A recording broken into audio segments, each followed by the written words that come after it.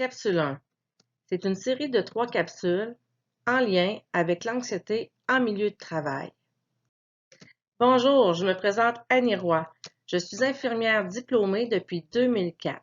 Je serai finissante bachelière en sciences infirmières en avril 2022. Mon projet en fin de baccalauréat, donc j'ai choisi de vous parler de la santé mentale. Je suis originaire de Saint-Georges-Ouest en Beauce. Donc, je me demandais, faut-il dénoncer notre maladie mentale? Donc, cette capsule d'information éducative en santé mentale est en lien avec les soins infirmiers et la communauté de l'UQAR.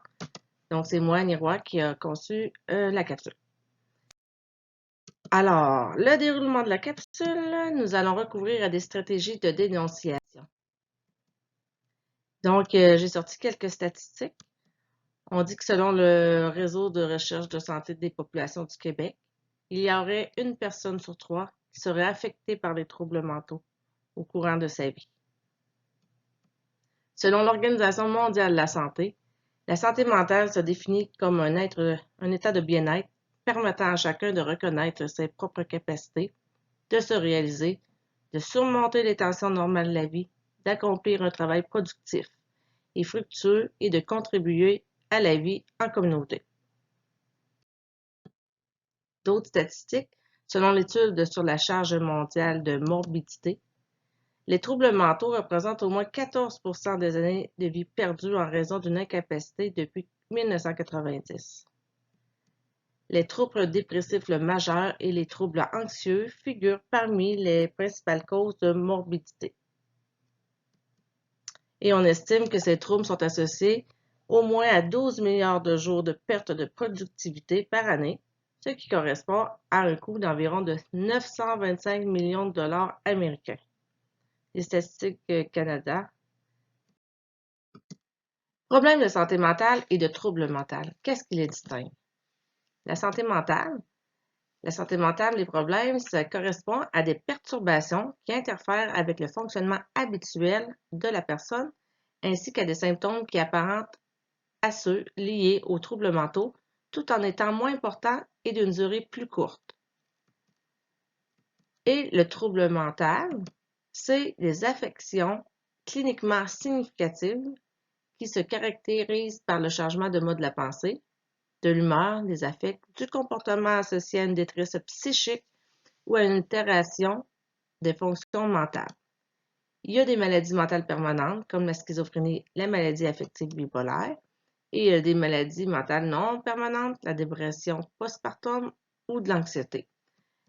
Donc, cette définition a été parue dans l'Ordre des infirmières et infirmiers du Québec de 2020. Les problèmes de santé mentale et de troubles mentaux, peut-on en guérir? Y a-t-il des médicaments, des traitements pour ça? En santé mentale, oui, il y en a. Et en troubles mentaux, oui, il y en a. Alors, si on veut guérir de ces maladies, il faut suivre les recommandations des professionnels tout en prenant notre médication ou en suivant des thérapies pour le comportement.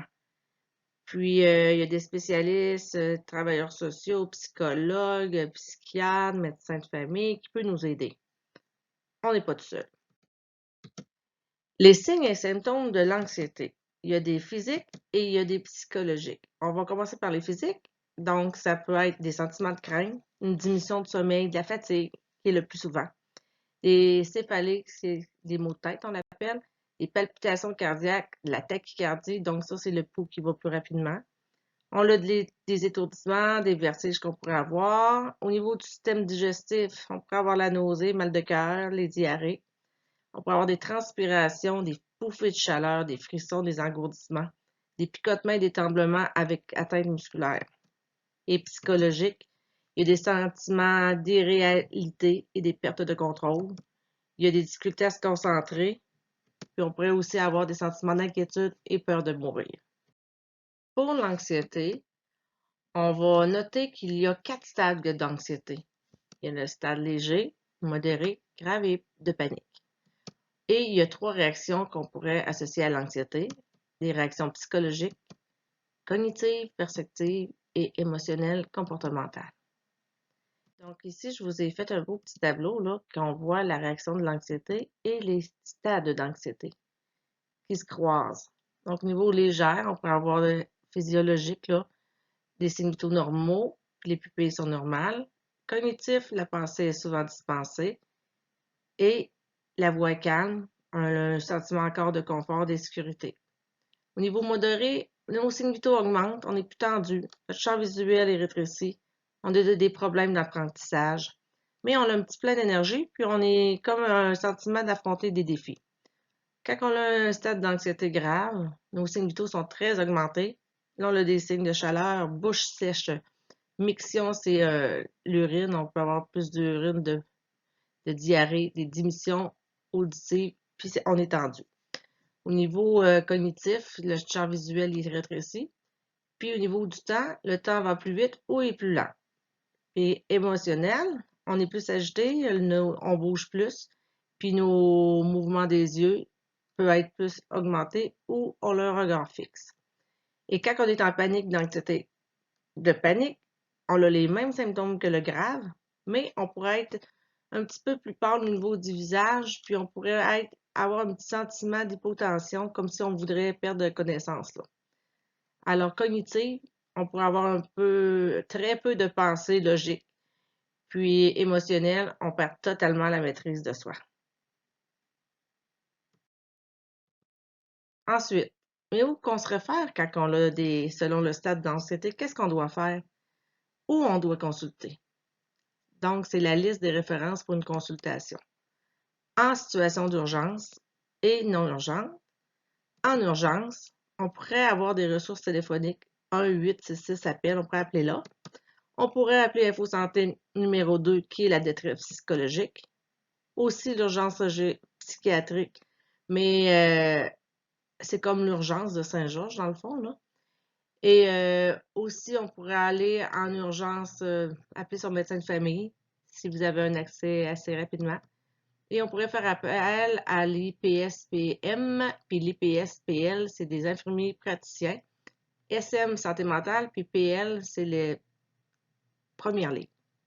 Au niveau des non-urgents, on pourrait vraiment, quand on a une anxiété légère ou modérée, appeler la famille, des personnes proches, on peut en discuter.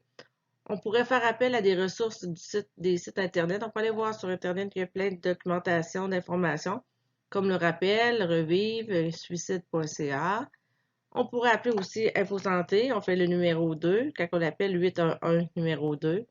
Puis, ils vont nous référer à une travailleuse sociale qui pourrait être en CLSC ou notre médecin de famille en clinique et les IPS-SM de santé mentale ou l'IPS-PL de première ligne. Donc, aussi, nous pouvons appeler directement ou l'organisme le rappelle qui pourrait nous aider et nous référer. Donc, je vous remercie beaucoup de votre écoute et à la prochaine. Annie Roy, infirmière étudiante à l'UQAR.